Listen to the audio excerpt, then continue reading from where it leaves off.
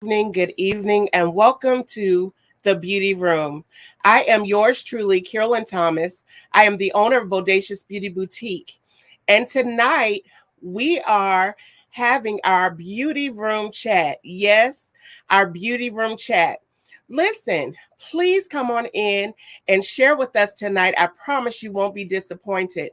We have a very special guest that will give us some information that we can definitely use in times like these. We're going to talk about depression, anxiety, and grief. And we're going to also learn tools of how to deal with those things. Okay.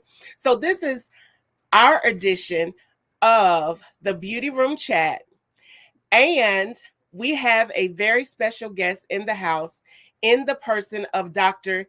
T. Angela Pasley.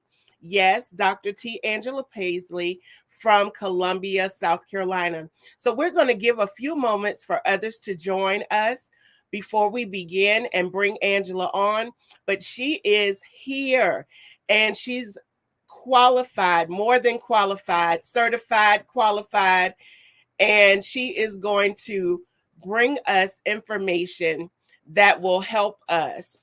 And then I'll tell you a bit more about her as well. Okay, so we're going to give a few moments for others to join us, and then we're going to get started. I believe in starting on time. So come on in, come on in. We are waiting for you.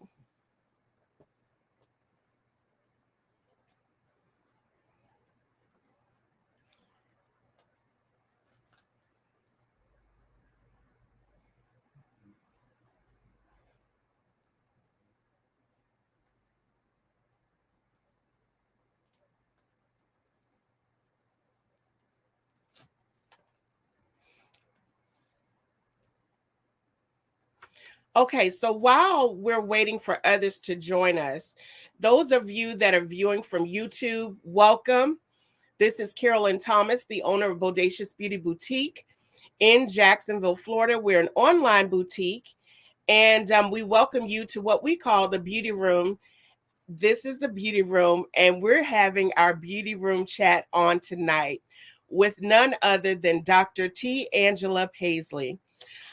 All right, so I'm going to read her bio just so you can, and this is the short version, y'all. This lady is truly accomplished, but moreover than that, she's a true woman of God. And so let me just read to you her bio. Dr. Teresa Angela Pasley received a doctorate of philosophy in human services with a specialization in counseling at Capella University. She's a licensed practicing counselor with over 10 certifications. Y'all heard me, 10 certifications. She's a retired nurse and lieutenant colonel and a war veteran with a combined 31 years in the U.S. Army, Army National Guard, and federal services. Dr. T. Angela Pasley's mission is to teach using clarity and creativity. She is the CEO of Life Inspirational Enrichment Incorporated, which for 25 years provided spiritual and educational workshops and counseling. She created a biblical therapeutic art program called Art Scriptorium and a God centered transformational counseling program based on Proverbs 23:7. As a man or woman thinketh in his heart, so is he or she. She is a thought leader in the community at, and at Restoration Life Ministries, using her gift of problem solving and solutions focused thinking. Dr. T. Angela Pasley is married to Pastor Ted Pasley of Restoration Life Ministries in Columbia, South Carolina. They have 3 sons and 14, y'all, grandchildren and 4 great granddaughters. I introduce to some and present to others none other than Dr. T. Angela Pasley, my friend. Hello there. Hi, Carolyn. Thank you so much for inviting me to the beauty Thank room, the you. chat. Yes, thank you for saying yes to my request. So listen, Angela, tonight is very special in that you and I have had many conversations about depression and anxiety and all of the things that grief and all of the things that are happening in our world today that we're dealing with, or we know someone that's going through Mhm. um, depression, anxiety, death, losing loved ones, losing homes, losing jobs, all of those things. And tonight, I know that you're going to help us and give us some tools that will help that we can apply to our lives so that we can better cope with the things that we face. Yes, because we're in a new COVID reality and all things are changing. And first, we have to realize we're not going back to what we call normal. So, the first thing that we have to do is realize we're not going back to how it was. Mhm. Because, again, look at today, we're in another COVID surge. So, the first tip basically is come under the realization that things are going to be different now. Things Yeah. are going to be very different. And sitting down and adjusting and saying to your family or the individuals around you, what is it that we need to do to adjust to this new reality that we're in? That's very important first, Yeah. because it's easy to get depressed or anxious or afraid because of this new reality that we're in when you don't sit down and have a plan. Anxiety decreases when you have a plan of Wow. what you want to do and what you are going to do, and you have to share that plan with everyone else that's within you, your surroundings. Yeah, so you have to have that tough conversation sometimes with people, especially in families. I was just having a conversation with someone on yesterday who shared that their siblings did not agree with the COVID, taking the COVID vaccine and things like that. So they left because for them, they had already had the vaccine and their siblings had not. So, and then the conversation was not a good conversation. So, how do we address those that, don't feel how we feel about the vaccine? First, I say you have to protect yourself Mhm. because science is real. You can say it's not real. You can say this is not going to happen, but it is real. So first you got to put together boundaries to protect yourself. I have a friend, he said that his dad told him, I have all these heart conditions, and I know you don't believe in the vaccine. I appreciate and I respect that you don't believe in it, but you can't come with me fishing anymore. You can't come with me because I have to protect my health. And that's very important to set boundaries. And I have individuals, I had people come to my house and I say, because you still got to you still have things that you have to get done at your home. I had someone putting in an invisible fence and he didn't have a mask, and I told him, I said, sir, I would love for you to wear a mask on my property. Um, and he went into this, I don't believe in the vaccine and everything. And I told him, I said, I respect that you don't believe in it. And I respect that you don't want to wear a mask. However, when you're on my property, I would love it if you would wear a mask, because I am vaccinated and I've been exposed to other people, like at a cookout yesterday. And I would not want to give you something that can harm you and your family. Do you have kids? Yes, he had kids. So he went and he got a mask, and he said, no one's ever told me that they respect my decision of not getting the vaccine and not Yeah. getting the mask. So just being respectful. I respect that you don't want to do that. However, in my boundaries, I have taken it and I would love to protect you. So could you please do this to protect each other? Then when you get back in your zone, you can do whatever you feel that's best for you. That's a great way of putting it. And that's just letting the other person know that, hey, I respect what you're saying, but please respect and understand my position as well. Yeah. And then, And it's mhm, very important not to get into any contentious arguments about yes. this. Hmm. So, with everything that's happening, Mhm. we've got COVID, we've got all of these things where, people are losing family members to this dreadful disease or virus. And people are losing family members. They're losing or have lost homes and jobs. What do you say to those people in terms of how do you handle the grief? How do you cope with the stress? What can we do? Several questions in one sentence. The first thing is, don't let anyone tell you how to grieve. We all do. We all grieve differently. We've lost so many individuals, so many friends, so many family members.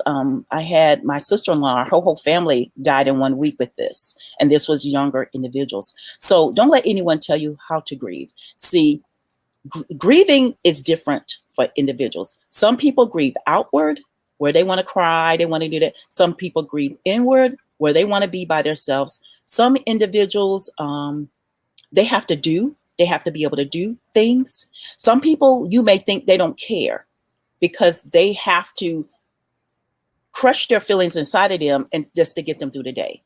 The key is you've got to acknowledge that there was a death. You've got to acknowledge that you are grieving and you have to go through it. But I always ask people, journal. This is a very important time to write down, what have you lost? Because what literally happens in grief is you're grieving the loss of that person, but you don't really realize what you have lost until several months later you go through, this was the person that always put gas in my car, this was my lover, this was the person that I called, this was the person that paid the bills, this was the person that always picked up the phone. What have you lost? And so you have to identify, what are the losses that I'm having when I've lost these individuals, so that you can be able to grieve and go through the grieving process. The other thing too is, a lot of people lost a lot of things. There's a lot of things within COVID. They've lost graduations. They've Yes. lost being able to go to school with friends. And when I say that, let's start looking at children. Children feel your pain and your vibes. So sitting down with the child and asking them, what is it? What do you feel? What's going on? Allow them to color. Big advocate for coloring for adults, because Yes. it helps you decrease stress. Whatever you can do to decrease the stressors in this situation. Acknowledging, but the most important thing is you've got to acknowledge that this person is gone in order to walk through the process. Write it on paper. Have you I got a COVID buddy where I can call her, I can scream, I can say whatever I got on my mind, Yeah. and she's not going to guilt me or judge me. Have a person that you can call and literally let it all out with. And then you may need to get professional counseling just so that you're able to talk about that. So when you start losing things, homes, jobs, opportunities, it also is another challenge and an opportunity. Look at all of these jobs that are out there now. My belief is a lot of these jobs are out there now because COVID is a life and death situation. And I don't have to stay in a job that's not treating me right. So it's not necessarily there aren't the people. It's just people reprioritized and left. Right. Yeah. So looking at what is it that I need to do to get help. Also, what resources are out there? We're prideful people in America, but we wait until things get very desperate before we ask for help. But there are a lot of resources out there. There are food banks that are out there. There are programs that will pay your rent for you. There are people that you can co-op with that will help you with um, medical things. I always tell individuals, if you got expensive medication, call the medication company. A Yeah. lot of times they will help you pay. If you got a hospital bill, call your social worker that's there and say, hey, I can't pay this bill. What can you do? Sometimes the hospital absorbs the whole bill. Mm-hmm. So we have to problem solve when we're in those things that we're losing. If you're losing a house, losing a car, you got to start re-looking at what can I do differently in this situation.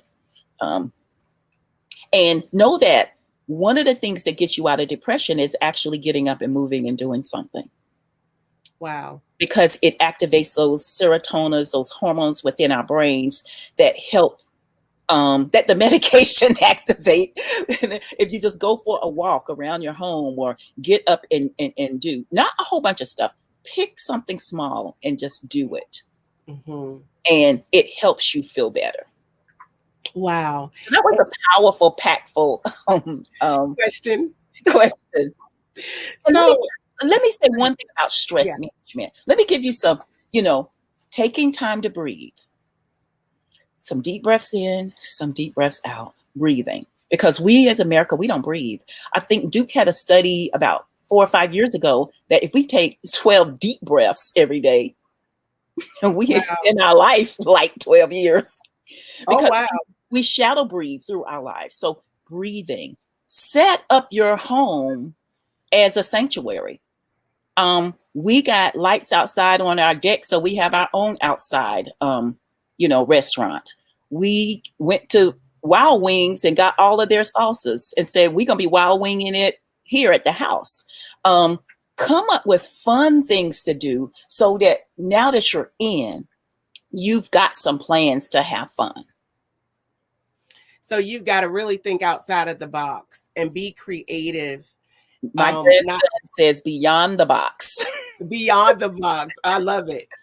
You said something the other day when we had our conversation. You talked about when you lose somebody, there are things that you can do to remember that person, because we hold on to those tangible things.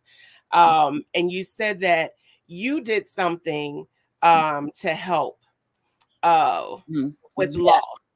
Yes. To I us about that. I tell individuals, when you have a loss, we start getting rid of things and doing all kinds of stuff, because you never make no major decisions when you're within a loss. You need to take a lot of time before you make decisions. But one of the things that I do to remember that loved one, because you remember, grief is the price that we pay for loving. Mm, And if we didn't love, we wouldn't grieve them. wow. So taking their items and make specialty things, like when my mother-in-law passed away, I took pictures of her and collaged them in a box and took buttons from her dress and put in there. When my dad passed away, he passed away at 3 o'clock. And it was significant to me because I had to get back there, and the hospital was calling, says, who's missing? See, some hospitals, they believe in prayer. They look at them holistically. They said, this man's blood pressure has been running 25 over 25 for 3 days. There's somebody missing. Who's missing? You need to come back, because he won't die until you come back. Wow. And yeah, because I was his favorite. Oh, But getting back there, what I did was I made a clock, and it had 12 o'clock in it, and I collaged his pictures and put like his purple heart from the military and put those different things in there. Getting the ties or different items that was special, because a lot of times when we start cleaning out things, we just trying to get rid of things. But know that there's other family members that may need to know about this person, in the future.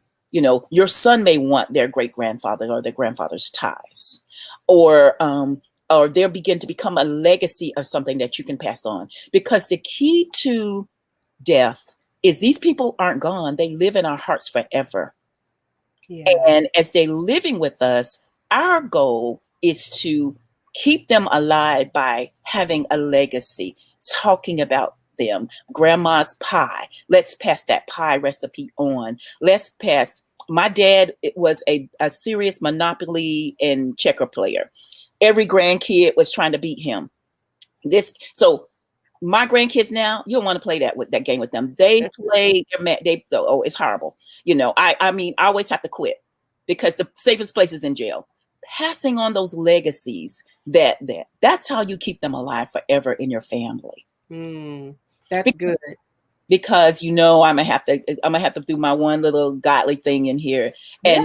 And death is my definite. We are the bride of Christ, and God is our bridegroom. And as we're walking through life, we're getting whiter and whiter. Our gown is getting whiter and whiter. And when we get to our bridegroom, he picks us up in the limousine called death and takes them to him. So as we're walking through life, we can't get stuck at looking at who is the wedding, looking at the audience. I didn't invite her. What's she doing here? We can't get stuck. We have to continue to walk because that person's mission is completed. Wow. And even if they could come back, they wouldn't. And so their mission is completing. Our goal is to take their legacy and to pass it on to generations and generations because they always are in our heart. They're always in our heart. Wow, that's good.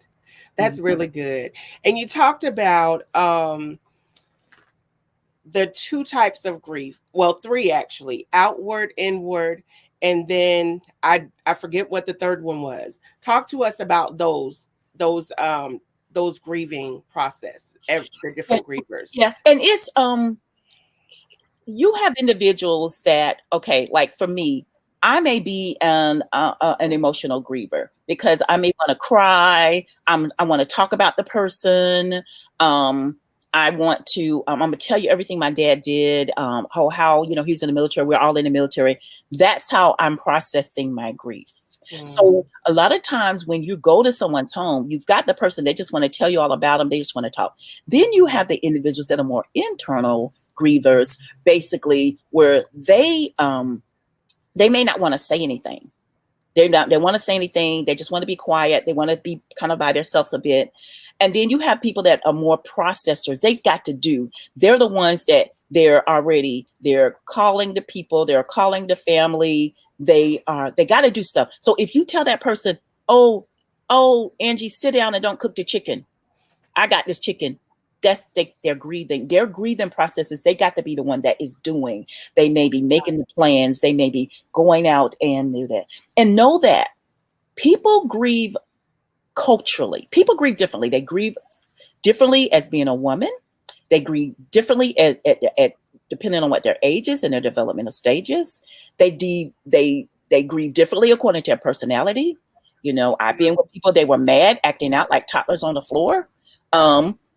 So you have to allow them to be who they are as they're grieving. It's nothing personal towards you, nothing personal, because they have to go through the process of how they go through the process.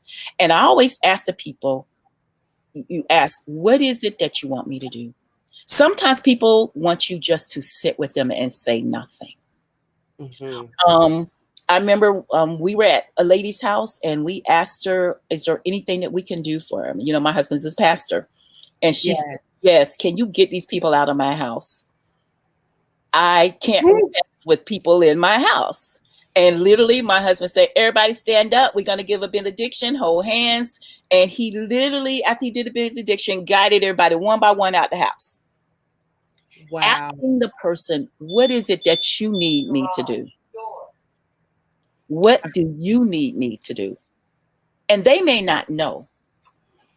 Taking care of yourself, eating, getting out, doing a little bit of exercising. Make sure that you've got someone that's checking on you. A lot of times a close friend can tell if there's something wrong, or if you're in bed for a month, there's a problem. So, and let's talk about African Americans. We, especially African American women, we are doers. We are busy. Yes, if you don't stop, there's a problem. Yes. You cannot run away from the grief. You have to stop. Let's talk about weird things that happen. I thought I saw him. That's normal. I smell their perfume. That's normal. So these things happen during the grieving. the body and the mind is just a interesting dynamic, thing that we have in us. So those, Yeah, mine is powerful. yes, It is yes. definitely powerful. Okay, let's move on to the depression and the anxiety. I recall when I was taking care of my mother, and my son is right here. Um, just about every weekend, they would call the ambulance because I would feel like I couldn't breathe. Mm. And so I was like, oh my gosh, I can't breathe. So then they would hurriedly call the ambulance. The ambulance would come. And so eventually, after about the third or fourth weekend in the row, the chief or Mhm. whoever was in charge, he said, "Didn't we just come here?" And I say, "Yes, sir, you did." And they would say, so he asked me, he said, "Have you been diagnosed with anxiety? Have you ever been diagnosed with or told that you have anxiety?" And I said, "No, I haven't." And then ultimately, I was Yeah. diagnosed with anxiety, taking care of, because we as women, we wear so many hats. We talked about this the other day. We're mothers, we're wives, we're entrepreneurs, we're all of these things. We wear so many hats, and there are a lot of balls that we juggle in the air, right?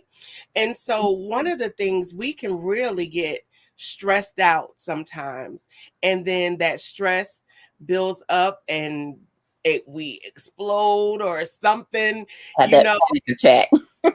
have that anxiety. You're right about that. Mhm. Yes. So, Angela, give us some, Dr. Pasley, excuse me, give us some Oh, tools that we can use. I know. Give us some tools that we can use. How do we manage the stress and the anxiety? first thing again is learning to do deep breathing exercises, um, and stop doing thought stoppings. A lot of times our mind is racing because so much is Yeah. going on, and doing thought stopping, saying stop, let me look at what's going on here.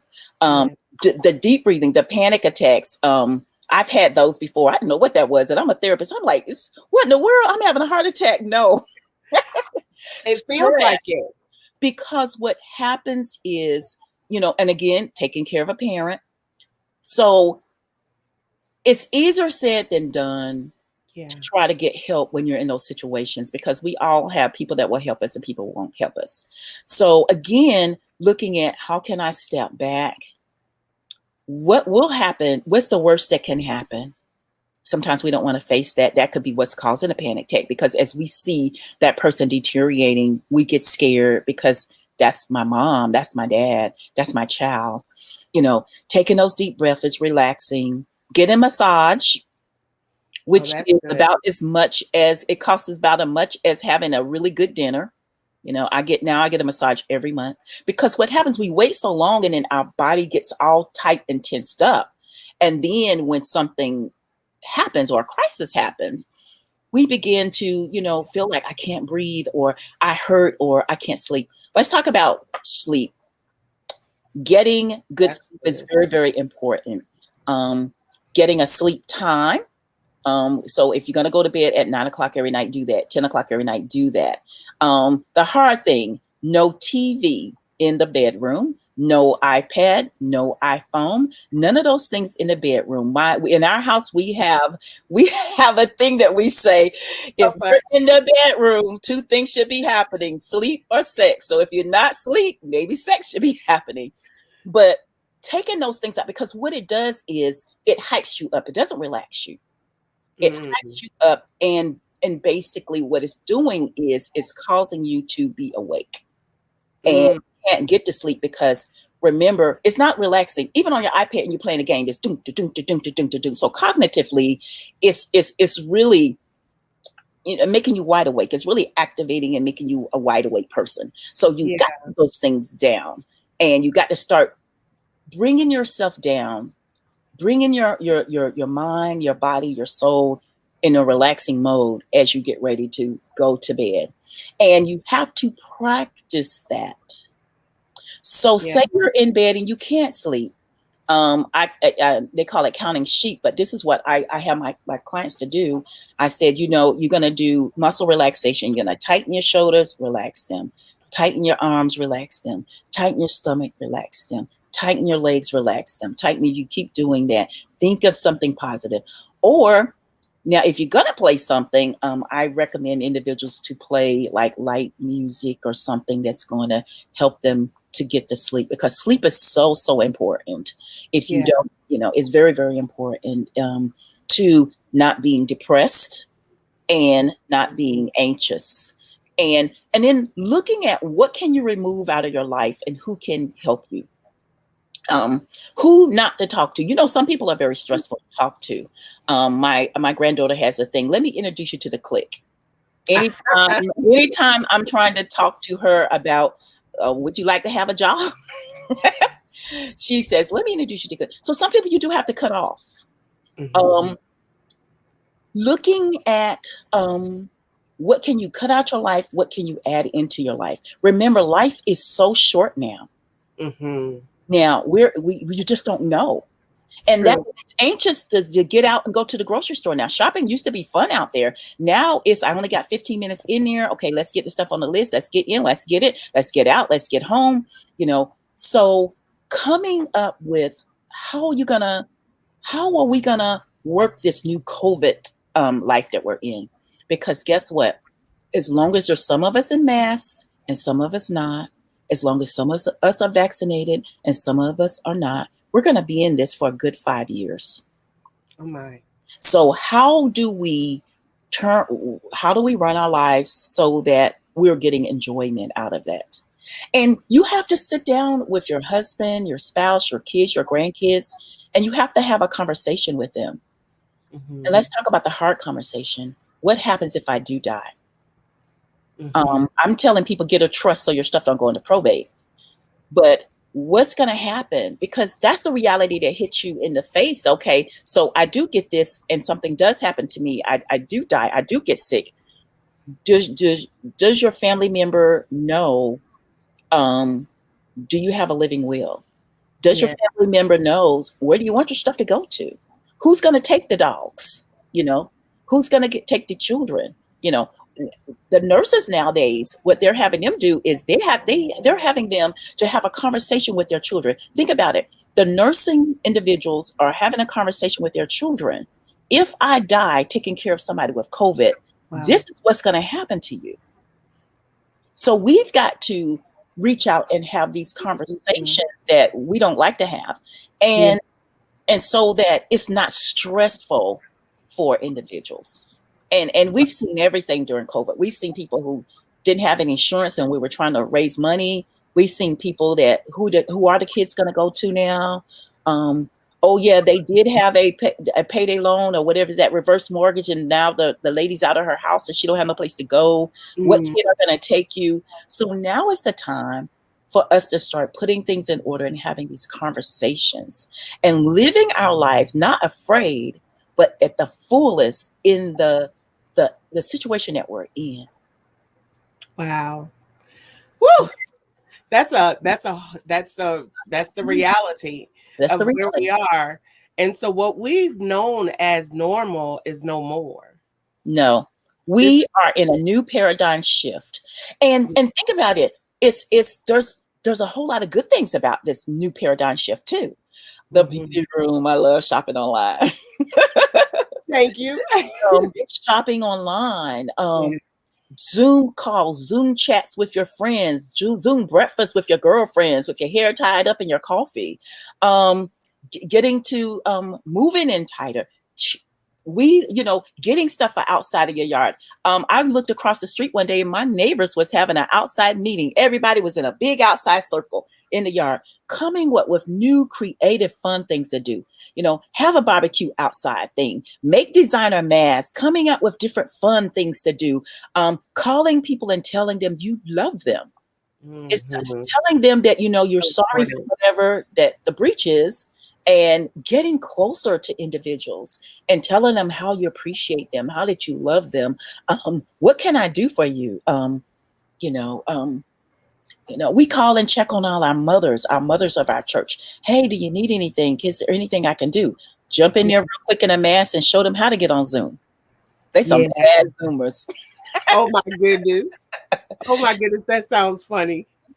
That is so funny. But looking at what are the fun things that we can do during this time, I had a grandkid that was here during COVID. I never thought somebody would come and move in, but he said he wanted to move into a place where he knew it was secure and safe. Oh my goodness. And we don't cook a lot up in here, but I was cooking so much, doing breakfast, and he would get up and I'm online. Are you online? Hey, I'm online, and he would hit halfway the stairs. Nana, pancakes. Okay, give me pancakes. And so coming up with fun stuff to do. And then he left and my husband said, now he's starving to death. Oh my goodness. So coming up with these fun things to do because life is so short. It is. And one of the things that I want to say is that, we have to have a prayer life. It is so important to have a prayer life and a relationship with God. That is what's important. I find myself during the day just walking through my house because I'm here working, walking through my house, talking to God and praying and everything, because I do what I got to do out there to the post office, and I run back in the house because I have underlying health conditions myself. And so I'm skittish about this new variant and all this other stuff. And, but prayer helps. Yes, it does. And not only does prayer helps, talking to God helps, because I'm creative. I'm an artist. And so I usually walk around and like, okay, Lord, what's about to go on today? And, do you need to get them people, like cover the blood? But talking with him, journaling about him, just spending time meditating on just one scripture, meditating on that scripture, getting close to him, journaling and drawing out the scriptures. I was doing that. I had my little drawing books and I'm like, oh, well, what does this mean to me? And just kind of laughing about, Lord, this what you look like a stick figure in this one. Literally having that tight conversation with him. And then also telling everybody else about Jesus, because the one thing in March before all this began, in February before all this began, the one thing Jesus laid on my heart was that please tell other people about me, because then if you're in a hospital alone, you won't be alone, you'll be with me. Because when you're in a COVID unit, you can't have visitors. And so if that person has God, he's not alone or she's not alone. So we have to share that Jesus is Lord. We have to share that, he's risen, and so that we have that foundation. And then sharing with kids, my grandkids. Now, the 12-year-old, she is a Bible blogger. And this is why I can't sleep. I get these 2 a.m. calls asking me, are they eating in heaven? Oh, how old is he? 12. What are they eating, Nana? I know are they eating in heaven? What are they eating? God like barbecue because he was barbecuing up some stuff in the Old Testament. No, he was sacrificing.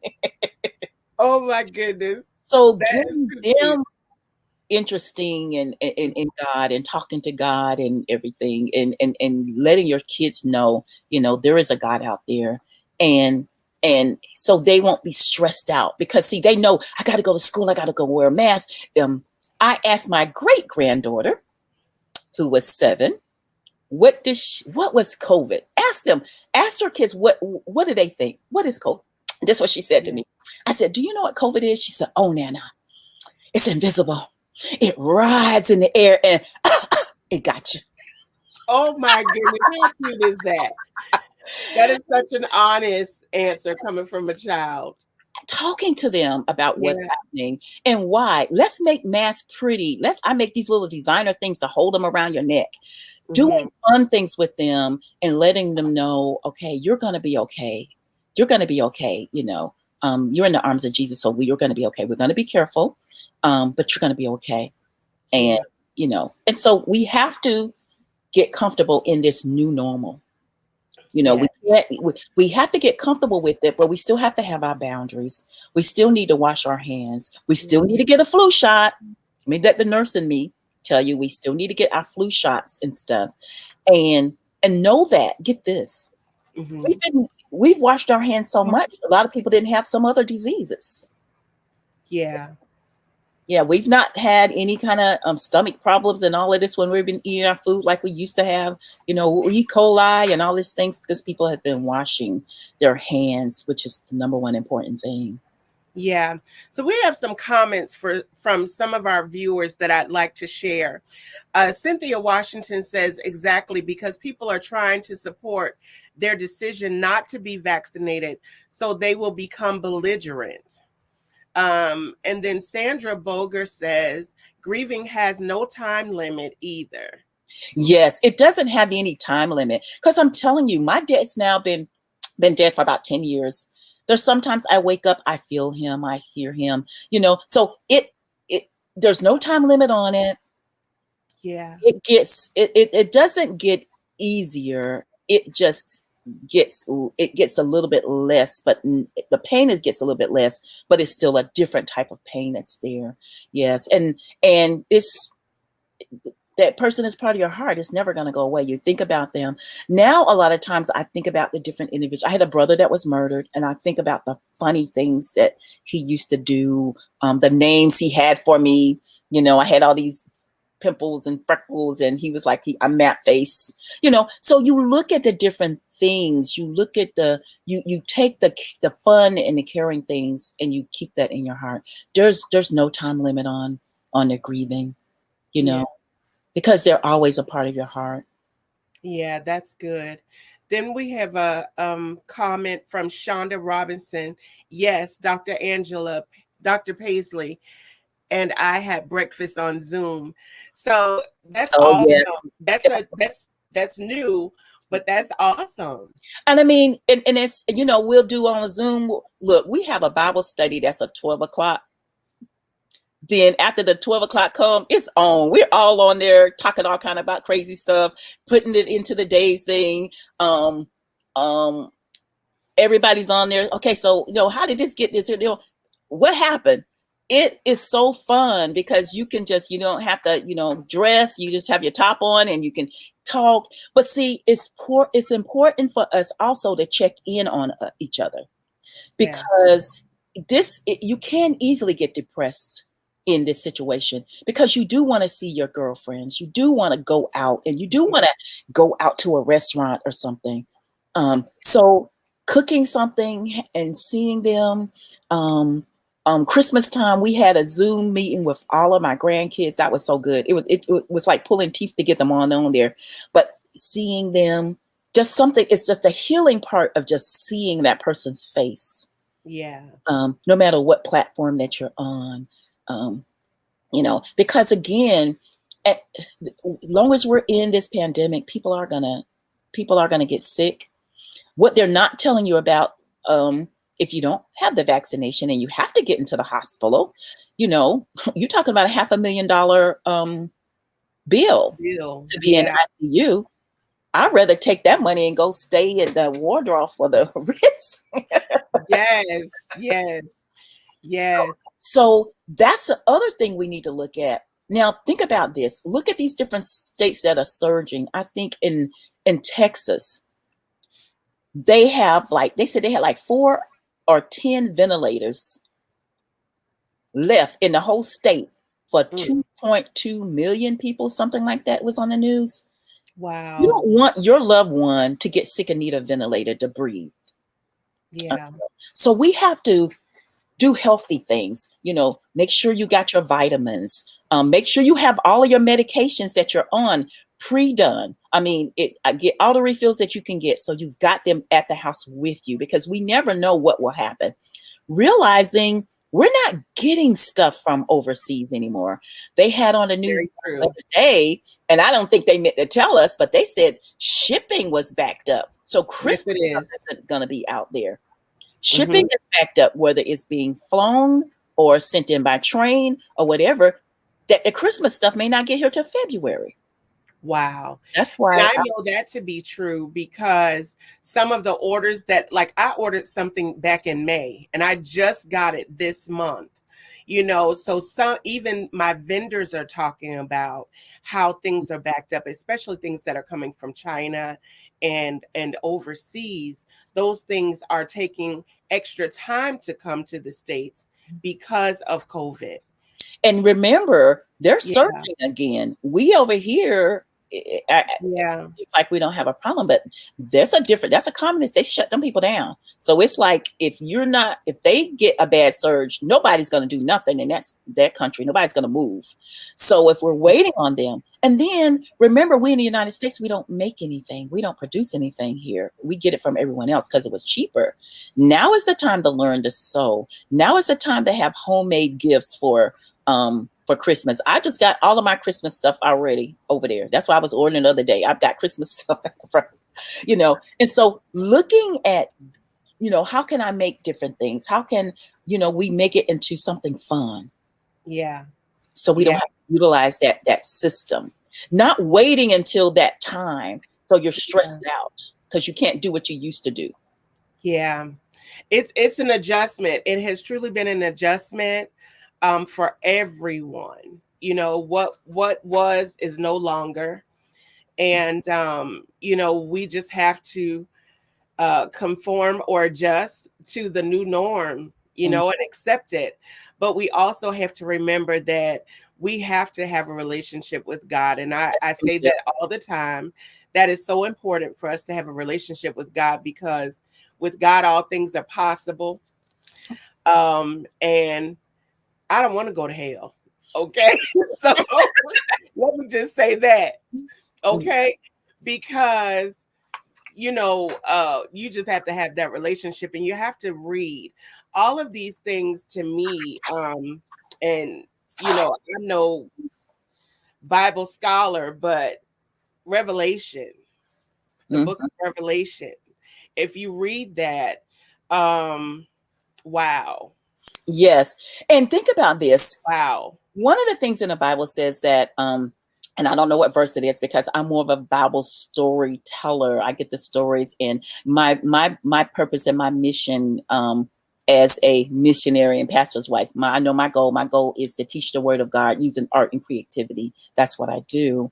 But Yes. it says that when we're able to put out His word, tell everybody about Him all around the world, that's when the end is getting near. And think about this. We're talking about God on Facebook, on WebEx, on all of these different platforms now. So it's getting out all over the world. But I just want to real quickly say there's different ways that God uses grief. There's a purpose in pain. You got to realize He's sovereign. A lot of times people are asked, why does this have to happen to me? Mm-hmm. But you got to remember, we're in a sinful world. And if He was to step in and stop stuff from happening, everything from happening, He can't do that, because that's why He sent His Savior to die. So a lot of things, the grief, the evil, the suffering, the free will, He gave us choices. And because He made us not robots, or not like the angels who has to just follow His commands, things happen because He's sovereign. He allows those things to happen because His purpose has to come. And then He uses grief to build character, to build hope, to save lives. Sometimes when people die, different people get saved. You don't know the impact that people's lives have had on other people. It's a ripple effect. A ripple effect. He uses grief to make us depend totally on Him. Absolutely. Totally on Him. To further your faith, to reveal what He's got going on in your life, to conform you to Christ. Like everything He does is shaping us. It's shaping us more like Him. Yes. And He just uses everything. And I just tell people, if you give God your broken pieces, He will mend your heart. But you got to give Him your broken pieces. Wow. And a lot of times we don't think that we will feel better, but we'll feel better. The pain won't be as less. I would say we'll feel better than we did in the beginning, but He has a purpose for everything. And see, the number one thing that we forget is we are ambassadors of Christ. We're living on this earth. This is not our home. See, a Mm-hmm. lot of people in the United States, like when I was in the military and I was stationed in South Korea, a lot of the North Korea people, they would like, they would come over and they was like, I'm not going back. And they defect. We can't defect. Earth is not our home. This is not where we're supposed to be. We're supposed to be in heaven. So we get here and we get comfortable and we don't want to leave. So Wow. we got to know that eventually we on to go. I mean, you don't have that much choice. You don't want to stay here. You want to be with God. And Yes. I always say he's there with his arms stretched out, waiting for you to get. That's your bridegroom. He's waiting for you to get to him. And Yes. he's got you in his arms. Healing, if you were in pain, you're healed. All that stuff is gone. If you are stressed out and all the stuff, that stuff is gone. So we have to remember if he doesn't create the miracle to heal you when you're here, when you get to him, you are healed. Hey, Bunny. That's Dante. I thought it was funny. But he is everything. He's wonderful. Yeah. And we have to hold on him during this time because remember, to be absent from the body is to be present with the Lord. When I had COVID in February and nobody knew nothing to do, I called all those people. Oh God, I think I got COVID. They didn't know how to test me. I had pulled strings to get on base to get tested and stuff. Everybody I called, they said, call your healthcare provider. Black people don't have healthcare providers. Black people have remedies that they use. And then when the remedies don't work, they go to the emergency room. So emergency room was closed. So I was like, Lord, if you take me, I'm good. If you leave me, I'm good. You have to be at that place in this because we have to be secure in that place. And what I found is a lot of people, especially Christians, they're afraid to die. Why do you think that is? They have to be secure in their salvation. See, before there's so much games that's plays when you're talking about church. See, church, this is my definition of church. It ain't Paisley's definition, it's my church. Church to me, church, not only is it a hospital for sin-sick souls, but church is also the support group. We are the church as individuals. See, the building was a support group. We are the church as individuals. We go out and we reach, we minister to the people that are in our perspective. Yes. And we go back to our support group, supposedly to get filled up with more and go out. Wow. And reach. And so when we in church and you got this support group that you come in and you're playing games and you're doing all this other kind of stuff, you start to begin not to be sure who you are in Christ. See, now when God shut everything down for a whole year, we've done more outreach outside the church than we did when we was inside the building. Wow. Because we had to call people, check on them, make sure people had food, make sure people had toilet paper. Make sure, Right? Make sure people had toilet paper. Are you okay? Do you need me to run errands? You had some people scared to come out. Some people that was all out everywhere, Yes. And so we had people that needed their light bills paid. People that we had an old lady that called us from Florence or somewhere. She was 87 years old and her water heater busted. She didn't know what to do.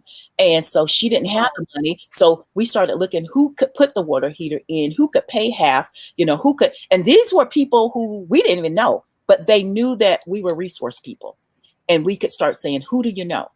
And so as we're holding out our hands to help each other, because each one of us have the puzzle piece that is linked to someone else, we are able to become more of a ministry as individuals, reaching out the individuals that are in our perspective.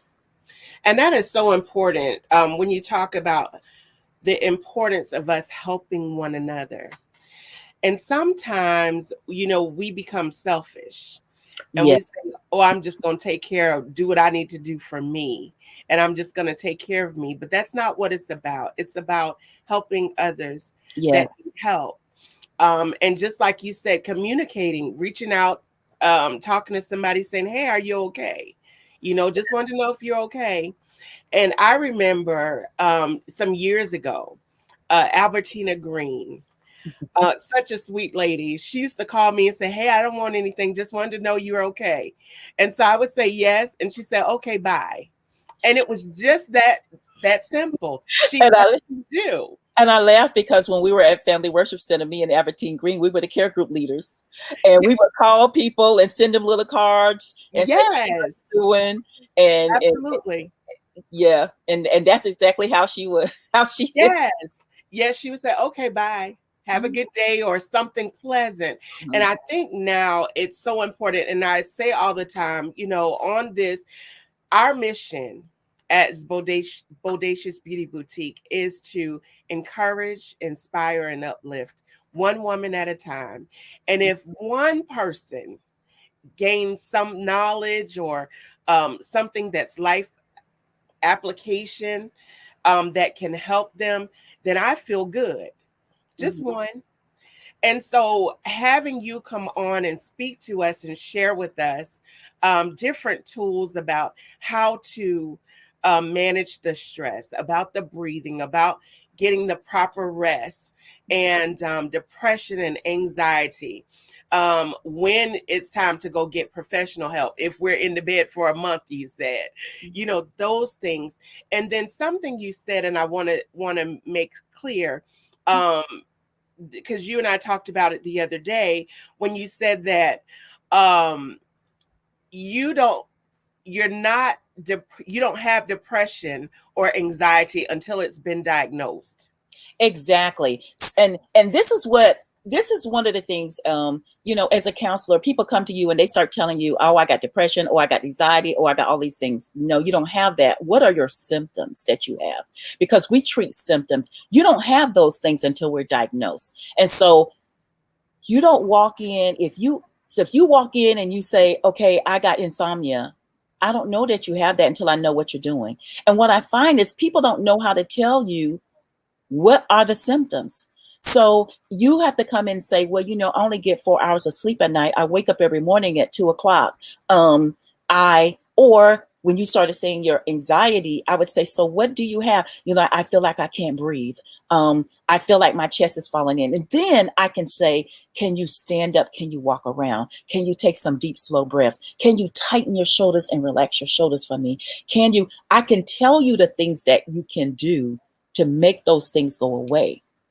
But when you start labeling them, then that means you're going to get some medication that you may not need if you got the activities that you can do. Right. And and so when you're looking at, am I depressed? You got to get out of bed. You got to start doing things. You don't feel like doing things until you do it, so you can get that rush of the serotonin that makes you feel like you're not depressed. If you okay, depression, the anxiety portion, looking at what's going on in your life that Mm-hmm. is making that. So I would be like, "Tell me what you did. Tell me what you ate this morning. Tell me what you did before that happened. Tell me what you did after that happened." I literally would get a picture of what are you doing, so Yes. that I can see. Did you have like 10 cups of coffee before you talk to that person? Yes, you're going to be out of your mind. Your heart is going to be palpitating. So looking at what I do is I look at what it is that you are doing, and let's get you on a plan that works for you, that you can do something different and feel differently. And I have a lot of patients. "Well, you don't understand." Well, I'm a war vet. I've had all of that. And let me tell you, God has gotten rid of it without medications. And Wow. so I have had the post-traumatic stress, the depression. You feel like, I'm like, what in the wrong? I'm a person that like to do stuff, can't get out the bed. Um, and my grandkids know the insomnia part because they like 2 o'clock in the morning. "Why you calling me? You a vet? Y'all up?" I am now. Um, how do we, we don't have TV in our room. How do you redo your life to make Mm-hmm. a lot of these things are just the lifestyles of Americans that get us. Mm. We have microwave lifestyle. We're not getting nutritious food, because everything's processed. Got a garden out there. I don't know I could grow stuff. I got a garden out there. We we've got to look at, what am I doing, and how can I make an independent plan for myself to make me better. And this Mm-hmm. is just not a medical thing. Before I was even in medical, even before I was a nurse, and before I even was a counselor or therapist, In January, I just do a reevaluation of me. My birthday's in June. I would do a reevaluation of me. What kind of things do I need to do and change? What do I need to do and change physically? What do I need to change mentally, behaviorally? Because we act out behavior. And who do I need to get rid of out my life? What are some things I need to get rid of out my life? Yes. There's some people that you need to get rid of out your life that you'll feel much better if they're gone. And if you can't get rid of that family member, how do you limit your time with them? Yes. How Love do we in the shut it car. down? My friend Shonda, we be talking about shut it down, girl. She's like, don't text me, and it's okay to block them. Yes. So we have another comment. Sandra Boger says, don't you think we're using this change is being, well, about being lazy, the pandemic lazy? We're just somewhat giving into the norm. I wouldn't say that we're so much giving into the norm, because I have been busier now during the pandemic than I ever had been. Okay, you get up in the morning. We are up at 7. You're up in the morning, and well, it depends on what you're doing, because we're up in the morning. We do our breakfast, we do our devotional in the morning. We still got the things that we have to do. We're not like in the house not doing anything. I mean, I've never been so busier in my life. I've done more Zoom chats, more, so not looking at becoming lazy, it's being careful. Now, I know there's some people, like some of the older people, like my mom, she's 87. She's in the house. She's on her porch. She's doing her gardening thing that she does out in the yard because she's got all these flowers. So she's still up, but she's not going to the store like she used to. She would jump in a car and go get a snack or something. And now it's like the first of the month, we're going to go out, we're going to get those things, and we're going to come in. So you don't have to be lazy within the pandemic.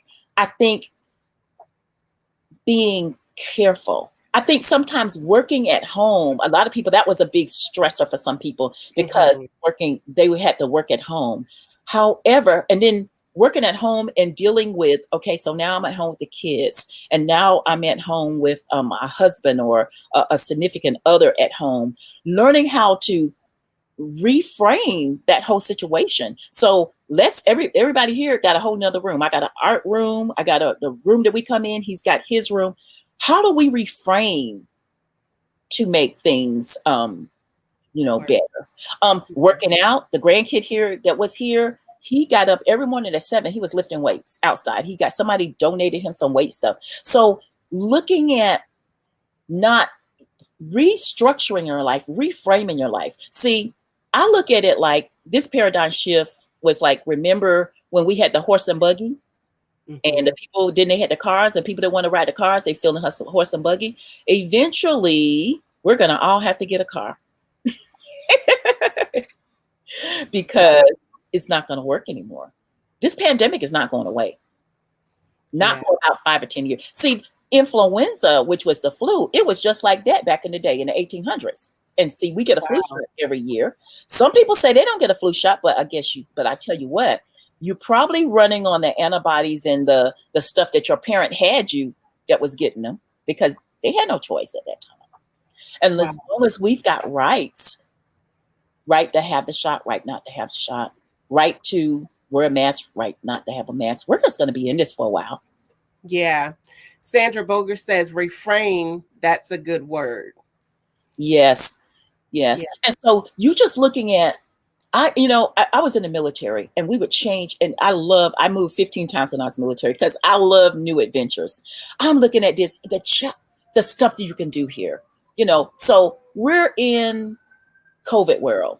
Everybody should have them either a Facebook thing or WebEx. I had a 15-year-old started a WebEx church, and all he knows is Jesus is Lord, and had a big following. Everybody should have them some type of following, some type of thing that they're doing. There's something that you do that we need to know, whether it's how to cook a good pie, because I don't know how to do that, how to dress. All of us got something that we could be giving to the world. Etiquette. We don't have to Be lazy in this. We don't have to sit in the house and go, woe me, what am I going to do? There's something that we all have to do. It's just a change. Yeah. Yeah. Well, When, Angel, let go me say ahead. one more thing. When I was in Saudi Arabia, we walked around with masks and covered up with nothing out but our eyes all the time. That's their culture. Yeah. Wow. Now ours. Yes. Now it has become ours. Well, Dr. Pasley, this has been so amazing. Thank you so much for coming on and sharing with us. And this has been awesome. You've given us some great tools. You talked about the importance of journaling, coloring as adults. Yes. Um, I think a lot of times we associate that with children's kid stuff, but I just saw an adult coloring book on yesterday, and I thought I need to get this. Stress management, breathing, the importance of breathing, getting a good night's rest, Mm-hmm. and a proper diet, which is Yes. important. My doctors stay on me all the time about that, and being creative and checking on one another and just loving one another and Yes. supporting someone else. So I think that's awesome. So great tips that you've given us, and thank you so much. Mhm. How can um, people, if someone needs to reach out to you that would love to talk to you, how can they get to you? You can email me at createalifetoLiveFor@gmail.com. And that's create a life, the number two, live, the number four, at gmail.com. All right. Create a life to live for at Mhm. gmail.com. You heard it here, folks. So if you need to reach out to her, she's a wonderful person to talk to. We had a great couple of conversations here Yes. lately. One time we were on the phone, I think, for a couple of hours. So, yes. But yes, great conversation, but very informative. And definitely, Dr. Pasley, thank you so much. Please tell Elder Pasley, Pastor Pasley now. I'm so sorry, Pastor Pasley, that I said hello. I will. And thank you again for tuning in. Listen, we are living in perilous times, I think, at this point. But we know that with God, all things are possible. God will sustain us, God will keep us.